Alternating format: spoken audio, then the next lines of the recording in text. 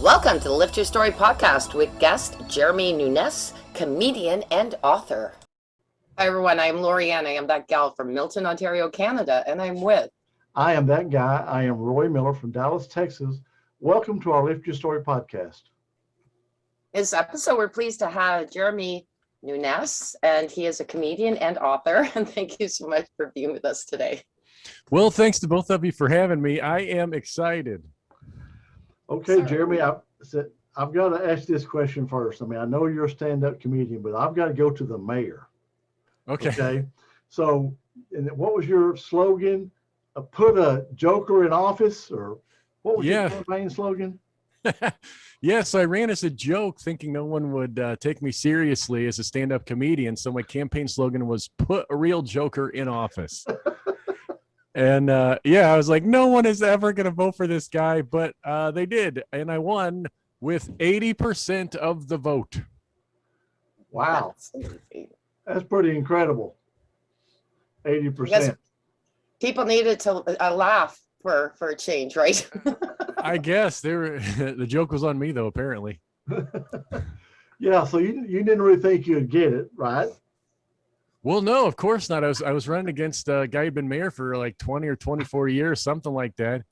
And, I even got my name on the ballot as comedian Jeremy Nunes. So it was, it was clearly a joke to everybody. But then, of course, I ended up winning. And, it's kind of a little side note. So when I put the book together about being the mayor, and so I had one of my copy proofreaders who make sure the story flows. You didn't leave out an important detail or something. They're like, hey, you're describing the night that you're sworn in. And it's got there that my wife is there and my mom is there and my sister is there. She said, you don't mention your dad. Is he still alive? Was he not live in the area? We need to probably clarify that. And I was like, oh, my dad wasn't there because he voted for the incumbent.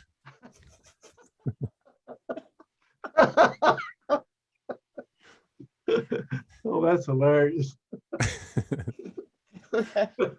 There's a dad's way of saying son. No, not into that one. Oh yeah. So when you got the job, I mean, I'm sure you were kind of like, now what do I do?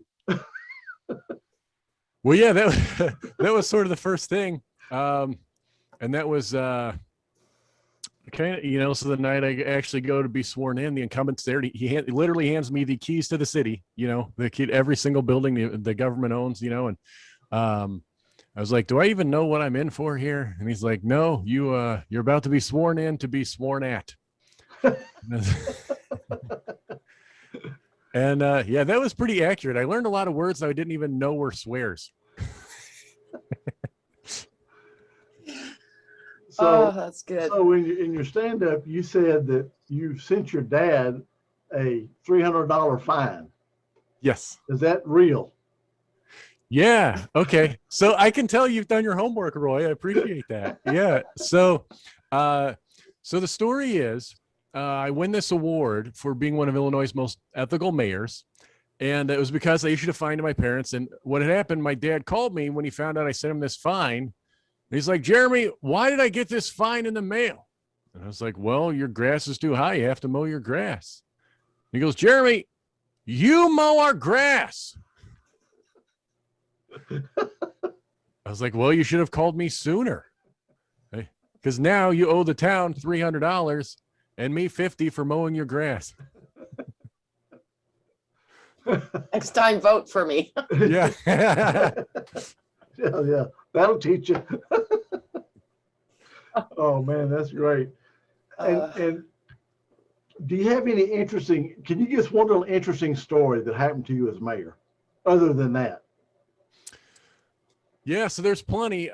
So one of my favorites, people don't realize this, as sort of the small town mayor, you have to wear all the hats of all the sort of the various roles that are full-time jobs for big city mayors. So as a small town mayor, I was chief of police and liquor commissioner and health inspector, building inspector, animal control officer, all these various things.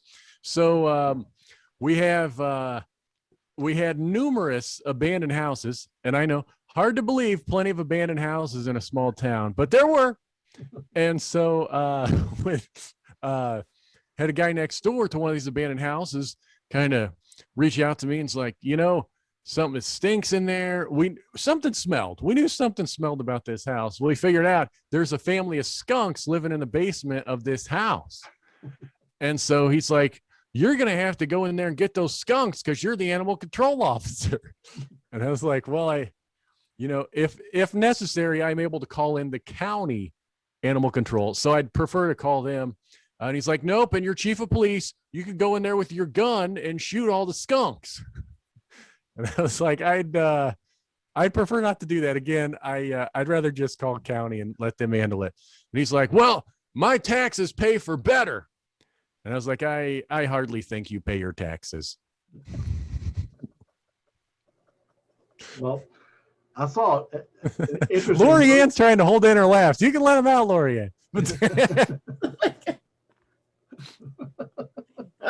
Oh my gosh. So I saw your skit about the small town airports, and so I could resonate with that because one time several years ago we flew from Dallas to Corpus Christi, and we were supposed to leave here about 7 o'clock and get there like at 8 o'clock. Well, there was the storms. We didn't fly out. We got there like at 1 o'clock in the morning. Well, I mean, it's the airport, so to me that's 24/7, right? We get there, it's dark. We're like, what is the power out? So we walk across, go into the building. There's two ladies there. One of them was a rental car lady, and the other one was a lady that was a manager of the airport. And they go, oh, thank God y'all are here. Okay. She said, well, we can't close till we get y'all out of here. You actually close the airport? Yeah, we're closed from midnight to 6 or something like that, whatever it was, You actually close the airport? Yeah, it's quite the experience. Our flight was delayed. They didn't have somebody to spin the propeller. Yeah, I like it when you say, well, that she can also fly the plane if the pilot doesn't. Yeah. And that's all a true story. That was actually my wife and I's honeymoon. We were flying out. We'd been married all of, I think, 2 days at that point. And I remember she's just looking at me and I'm looking at her. And what's really funny? They said, I don't tell this in the story, so this is the first time you've heard this. But as we're sitting in the plane, and I had an aisle seat, but the plane was small enough to aisle. I could still see out because it was also a window seat. And I'm looking out, and they say they got to do a little bit of repair before we can go on. So that same lady who I described in the story, who checked our bags and ran security and did all these things, she's got this giant roll of duct tape, and she's wrapping it around the wing. And I look at my wife. I said, was that duct tape? She's like, yeah, that was duct tape. And I was like, well, if we go down, this was the greatest 2 days of my life, honey. Hey, let's say you can fix anything with duct tape. That's right. That's what I heard. I was telling a pilot friend of mine that story. He said that's a normal thing. It's a specialty duct tape. They have I think it's high turbulence tape or something is the official term for it, but it's a thing. So, yeah, well, I wouldn't be getting a warm fuzzy feeling if I saw somebody out there with duct tape on the plane. No kidding. Yeah. I was like, this is the last time I pay $15 for a flight. I'll tell you that. You have to bring your own peanuts? Yeah. There was no peanuts. Well, handed out anyway. I did see a few on the floor for some reason. Well, we did hear from our previous guests, though, that nowadays even peanuts on the plane are dangerous for people who have allergies. So Yeah. They've cut away from the peanut. Now, yeah, it's like a mix of Cheez-Its and pretzels or something now. Yeah. But yeah, that's what I need. A hybrid of all the snacks my kids left in the couch. Can't wait. So how did you get into comedy? So I got started. So I got to tell you a little small town story here first. So sort of the tradition of small towns is the son follows in his father's footsteps, and eventually that guy passes it down to his son, et cetera, et cetera. So my great-grandfather, and then my grandfather, and now my father all ran the trailer park in our town. So they've really pushed me to be the next in line to take over the trailer park, the family business. But I had to kind of break the news to my dad. I'd always wanted to do comedy, and I was going to start doing it. So I wasn't going to have time to manage his trailer park. Instead, I had the comedy bug. It had bit me. And I told him, I feel like I can make just as much money doing comedy for a living than if I was running a trailer park. And that is accurate. I make tens of dollars.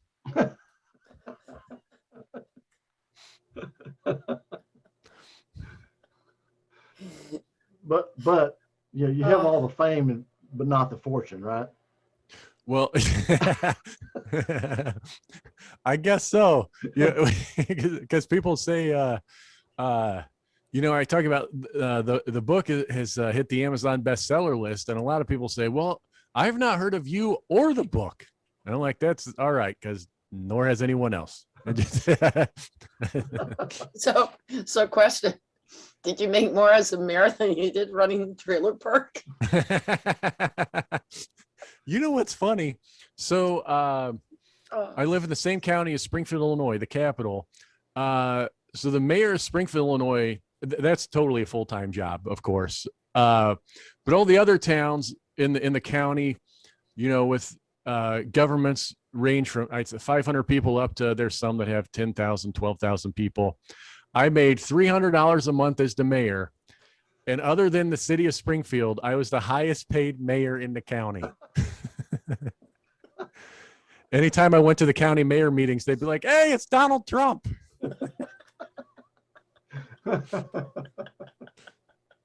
Well, so growing up, were you a funny kid? A lot of people said I was funny looking. So I had that going for me.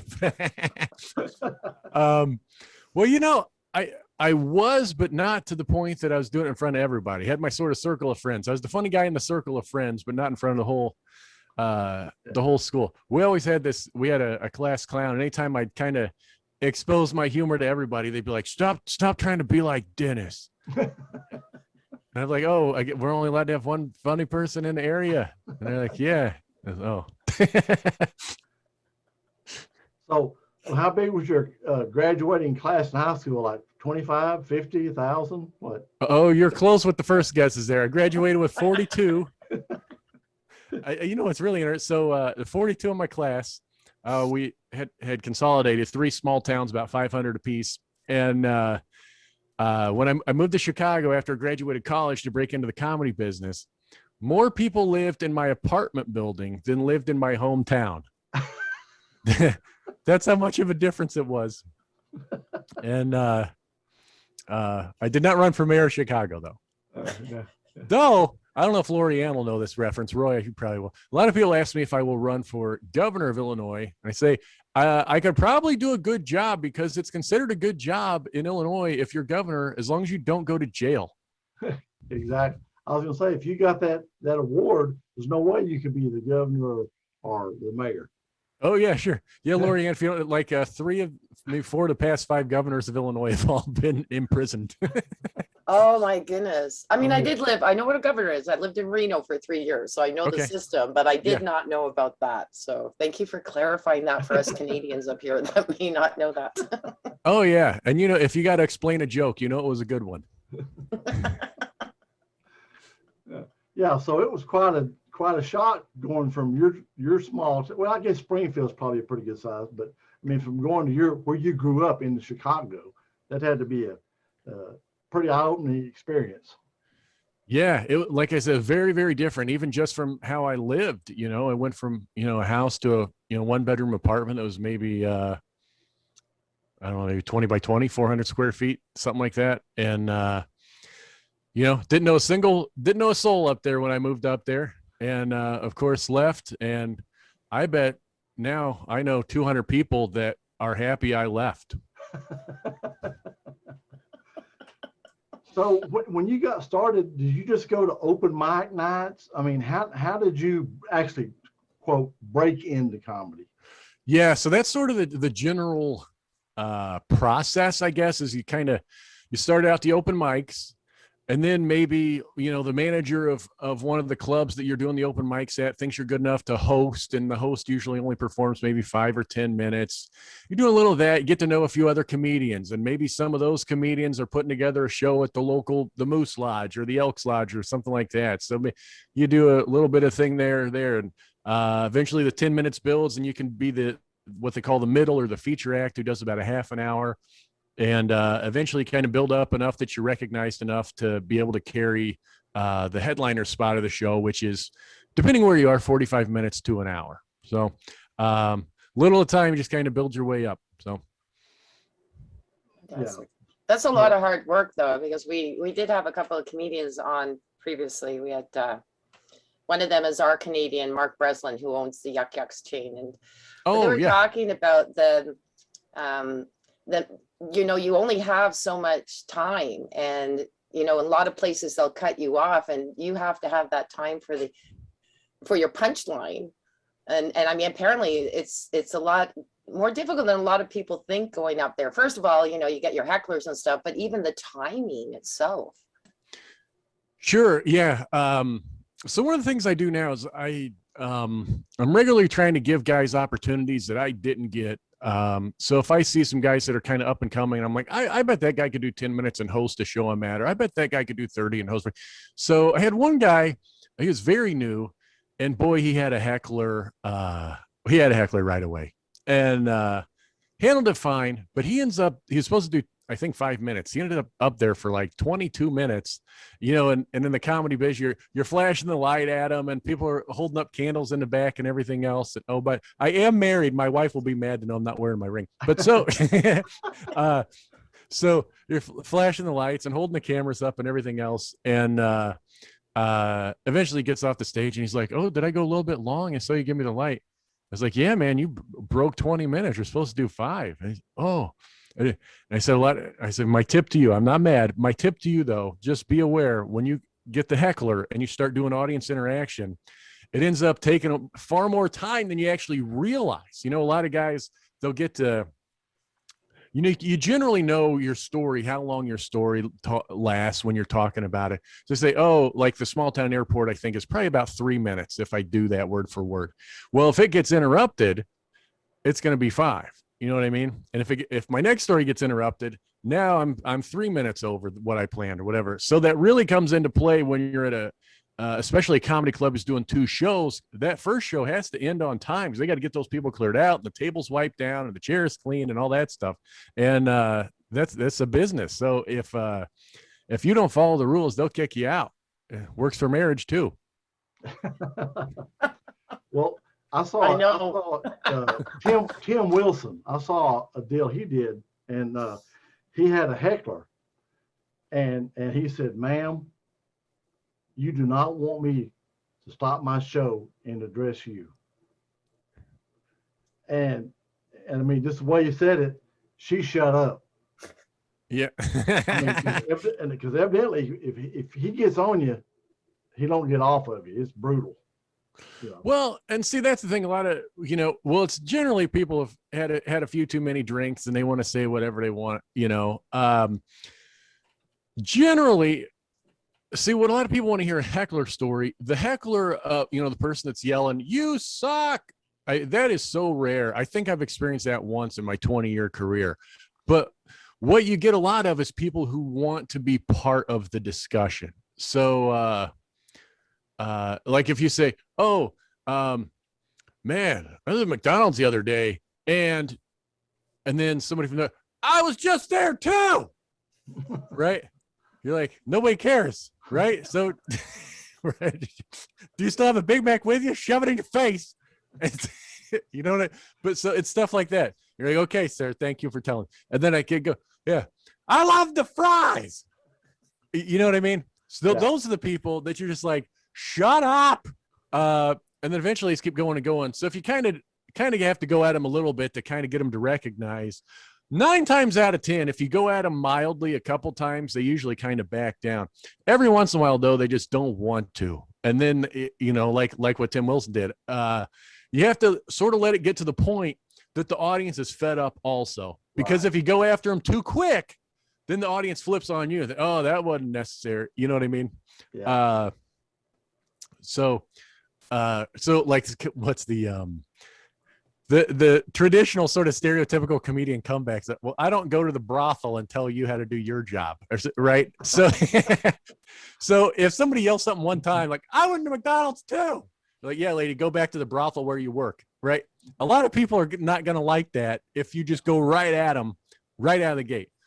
But if they fed up everybody else, then yeah, it's almost to a point that it's fair game. I am like what Tim Wilson did there. I kind of give them that one hard warning. And then if it's got to go further, then you, as an inexperienced performer, are going to take on somebody that's been shredding people for 20 years. And like Tim Wilson, it's not going to be good. Yeah. Yeah. So you had an Amazon Prime, right? Comedy special. So, and a dry bar as well, right? Yeah. Yeah. So that's kind of moving up in the big leagues, I guess you'd say, right? When you have your own special on HBO, Amazon, whatever. Yeah, that sort of stuff. Yeah. So a couple big things with that. So with Dry Bar, I'll give you a little inside info. They're launching a new platform. I don't know when this will actually release, but next week from, the time of this recording, they're going to release what's called Dry Bar Plus, which is more of a paid service, but you don't have any ads and you get some more unique content and whatever. And you can get a month free if you use my promo code, which is my name, Jeremy Nunes. So Jeremy Nunes promo code Nunes. So check that out. But yeah, so Dry Bar, that was a big deal. And Amazon Prime, I'm on there as well. And so for both, I think I get paid about $1 for every time it's watched. So if everyone listening could just sit at home and hit refresh numerous times, that will help me significantly. I got to buy diapers. No, but that's great. You got the special like that on Amazon. I mean, recognition, right? You're out there, you're a wider market, potentially. So, I mean, that's great. So if you got anything in the pipeline that you're coming up for you, that's really a special thing. Well, a lot of people ask me sort of, well, what's next? And the answer is, I don't know. Because my whole time I was like, man, if I could just get a Dry Bar special. And then I did. And then I was like, oh, if I could just get the Amazon Prime special. Then I did. And then I was like, oh, if I could just get my book published. Then I did. And then I was like, oh, if it would be a bestseller. Then it did. And now I'm like, I'm out of ideas. So I guess sort of the next project, if you will, is I've got, I've been thinking that, the new fans that have come along now, because they discovered me through the Dry Bar special, the Amazon Prime special. Those people are going to come see me.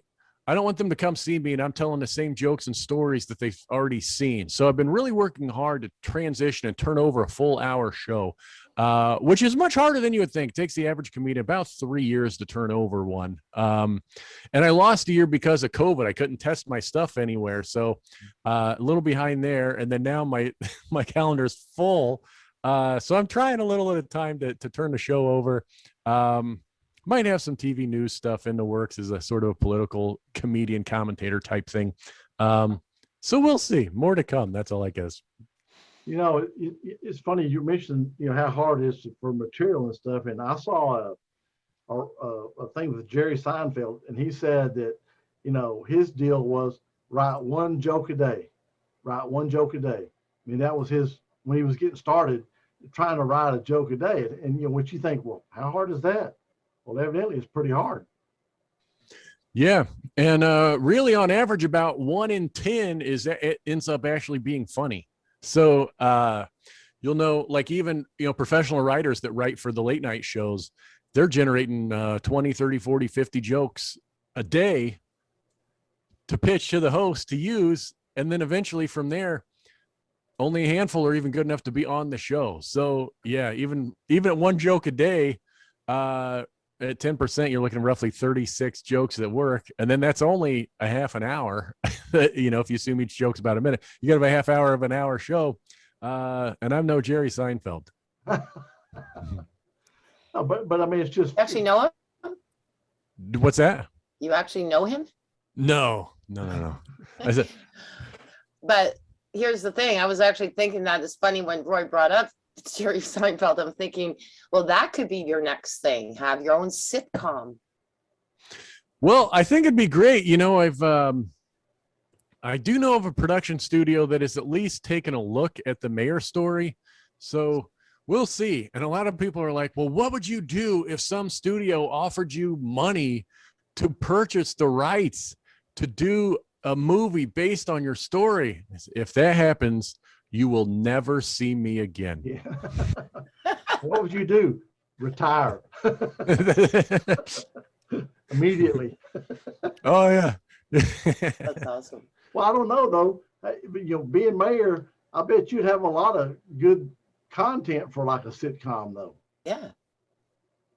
Yeah. So, and actually, the book itself gets oftentimes it's compared to like living in a sitcom. Really, it's just sort of and like I said, so it's based sort of on the true story, and so I don't know what to explain. It's sort of like living Parks and Rec, the old TV show. Mm-hmm. I lived it. They made up stories to actually put on a second. I lived it. I was the guy. We had trouble all the time. All the time we had stuff going on. We had we have a situation where, any small town, people can recognize as kids cause trouble on one side of the town. We've got, their parents find out about it before the kid even gets home. You know what I mean? Yeah. So I happen to notice, well, I guess, how should I say this? We had a stop sign, and Roy, this is probably commonplace in Texas, got some buckshot in the stop sign. And sure enough, my wife calls me up, Jeremy, there's buckshot in the stop sign. And I was like, yeah, I know. She's like, I do too. And I know you did it. I was like, how'd you already know? Who saw? Who told on me? And said, I got to call. The mayor's out there shooting stop signs again. That's hilarious. That's really great. Just quickly, we do have this Canadian show called Corner Gas, and that's what made me think about it. And it's just about a small town and a guy who owns the one only gas station, and there's the one only. I'm thinking, wow, your information sounds even. I mean, it's a cute show, but you're really funny. So. Well, thanks. Yeah, a lot of people's. I mostly get it compared to Parks and Recreation. It sort of has, speaking of Canadian shows, it sort of has a Schitt's Creek feel to it also. Sort of the, the weird stuff in small towns of just what happens in there. So I hadn't heard of that other show. What was it called again? It's called Corner Gas, and that's Corner out Gas. in, I think it's out in Saskatchewan or Manitoba. My bad, I should know which one, but it's just a place out in nowhere that nobody goes to, and it's just a bunch of group.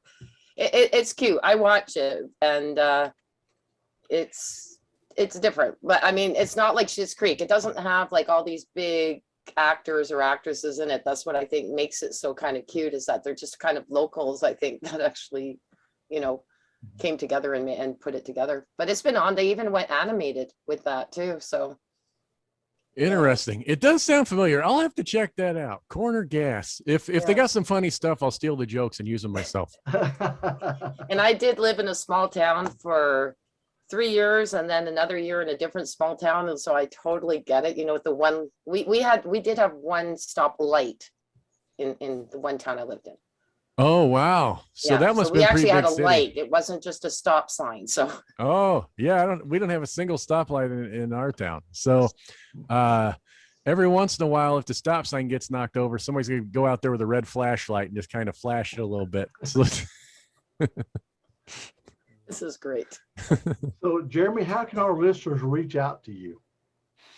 Okay, so the book itself is called "You Can't Write City Hall." And you can find that wherever you might want to get your books. They get Barnes & Noble, Books A Million, Walmart, Amazon, all online there, or youcan'twritecityhall.com for more info on that. The Amazon Prime special is Who's With Me. Dry Bar Comedy is Neighborhood Sasquatch. And then my website, jeremynunes.com. Oh, and if you're a pro wrestling fan, the Dynamite Drop-In Podcast. Perfect. Great. And this has been a blast. Oh, it really has been. Yeah. I really needed this. You know, it's been a tough week for me. So it's always lovely. I really believe comedy changes everything. Yeah, well, thanks. And I was sad to hear, LaurieAnn, that your computer passed away to that virus. No, actually, I do have to throw this in. No, it actually got the vaccine and it's okay again. Oh, that's just doing well now. Okay. I always tell people, I don't know, Bill Gates is out there pounding the drum for the vaccine. I'm like, man, you can't even keep my computer healthy. This guy. Exactly. You can't keep virus off my computer. How are you going to keep it away from me, right? So, okay, my stomach feels really nice and tight from all the laughing now. It's awesome. Great exercise. So thank you very much. Thank you so much, Jeremy. It's really been a pleasure to meet you. well, yeah, thanks to both of you. And again, You Can't Write City Hall. And please help me continue to make that a bestseller because, again, the bank's about to take the house. So. All right. Well, thanks a lot for being with us. All right. Thank Thanks, you. guys. All right. See you later. Bye. Bye. Thank you for listening to this episode. Be sure to visit us at lifterstory.com.